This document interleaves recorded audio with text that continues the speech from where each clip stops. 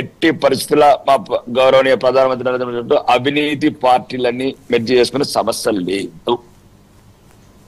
రెండోది తెలంగాణలో ఇప్పుడు మా బండి సంజయ్ కావచ్చు, కేంద్ర నాయకత్వం కావచ్చు, ఒంటరిగానే పోరాటం. రాజకీయాలలో మెర్జీలు ఉంటాయి కానీ అవినీతి పార్టీతో మెర్జింగ్ ఉండదండి.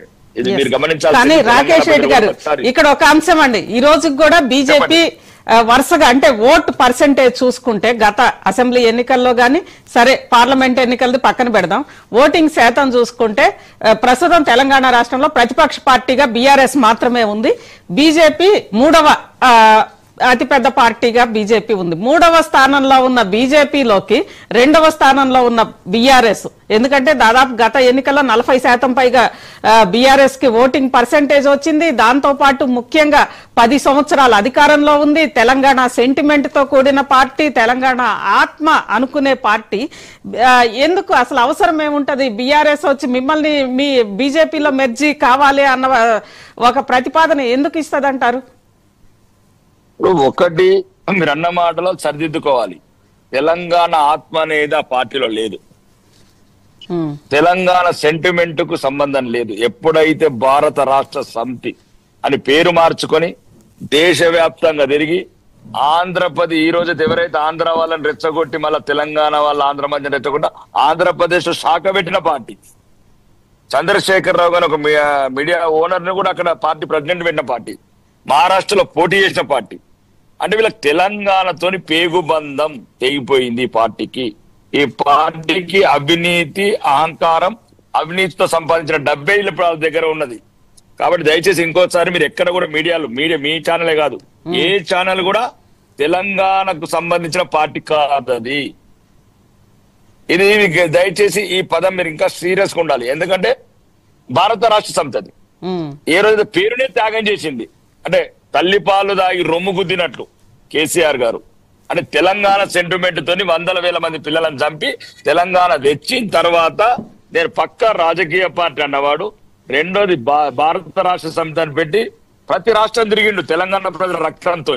స్పెషల్ ఫ్లైట్ అట్లా బీజు పట్నాయక్ కావచ్చు, మమతా బెనర్జీ కావచ్చు, కుమారస్వామి కావచ్చు, మొత్తం దేశమంతా తెలంగాణ అప్పుడు నిజాం ప్రభు ఎట్లయితే తిరిగిండో కేసీఆర్ కూడా తెలంగాణ ప్రజల రక్త మాంసాలతోనే ఆ ఫ్లైట్ అలా తిరిగిండు. ఆ భారత రాష్ట్ర సమితి గురించి మహారాష్ట్రలో పోటీ చేశాడు. ఇవన్నీ పక్కన పెడితే ఇంకా వాళ్ళకి సంబంధం లేదు. ఇంకా రెండోది వాళ్ళు మెడిజెందుకు చేస్తారా, ఏం చేస్తారా, ఒకటి మరి ఎక్కువ భయం అయిపోయిండొచ్చు వాళ్ళ పాపం. ఎవరైతే సోదరి కవిత గారు టిఆర్ జైల్లో ఊచలు లెక్క పెట్టినప్పుడు అసలు భారతదేశంలో మాకు చట్టాలు వర్తించవనుకుంటారు ఈ కల్వకుట్ల కుటుంబం.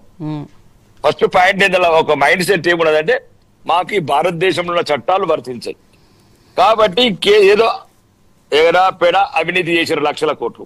చేసిన తర్వాత ఏమైంది వాళ్ళకి ఇప్పుడు వచ్చింది పదవి దిగిపోయిన తర్వాత తెలంగాణ ప్రజలు వాచి కొడితే ఆ అధికారాన్ని దించి ఆ మదాన్ని దించి ఒక ప్రజాస్వామ్యము, ఈ రాజ్యాంగము, డెమోక్రసీ, కాన్స్టిట్యూషన్ అన్ని కళ్ళకు కనబడ్డ తర్వాత ఏదైతే లిక్కర్ స్కామ్ అనుకుంటా కవిత గారు అరెస్ట్ అయింది. అంటే దాంట్లో సుమారు 5,000 పేజీల ఎవిడెన్సెస్ రికార్డ్ చేశారు ఒక చిన్న కేసులో. ఎక్కడెక్కడ మనీష్ సిసోడియా కావచ్చు, వీళ్ళు కావచ్చు. అంటే ఒక రకంగా ఈ దేశ చట్టాలు ఇంత స్ట్రాంగ్ ఉంటాయని పాపం అమెరికాలో అమెరికాలో ఉద్యోగం చేసిన కేటీఆర్ తెలియకపోవచ్చు. లేదు రాగానే యువరాజు అయిపోయి పట్టాభిషేకం అయ్యాడు కాబట్టి సౌత్ కింగ్ లాగా అసలు చట్టాలే వర్తించవనుకున్నారు ఈ 10 సంవత్సరాలు.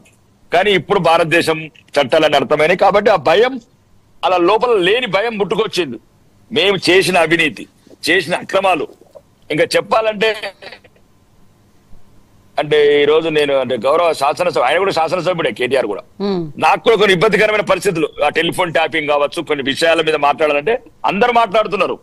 ఎవరెవరో మధ్యన అంటే గజ్జల కాంతం అని వీడియోలు కూడా ఉన్నాయంటున్నారు. ఏమేమి ఉన్నాయో పార్కాయ తోటలలో వీడియోలు తీసి మేము అనట్లేదండి. వాళ్ళు గాంధీ భవన్ ఈరోజు అధికార పార్టీ తెలంగాణలో ప్రెస్ క్లబ్ లో మీడియా సమావేశంలో పెట్టి వీడియోలు ఉన్నాయంటున్నారు.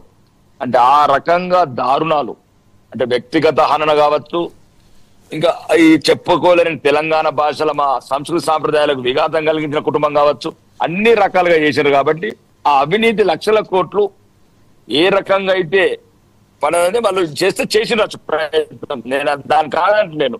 ఎందుకంటే కవిత గారు కూడా అన్నారు మొన్న నా దగ్గర జైల్లో ఉన్నప్పుడే ఇట్లా వచ్చింది, మా నాన్నగారు పంపించారు చెప్పింది కదా, ఆమె కూడా అవును. బహిరంగంగానే చెప్పింది. చెప్పారు గతంలో ప్రధానమంత్రి కూడా చెప్పారు స్వయంగా. నా దగ్గరికి వచ్చారు.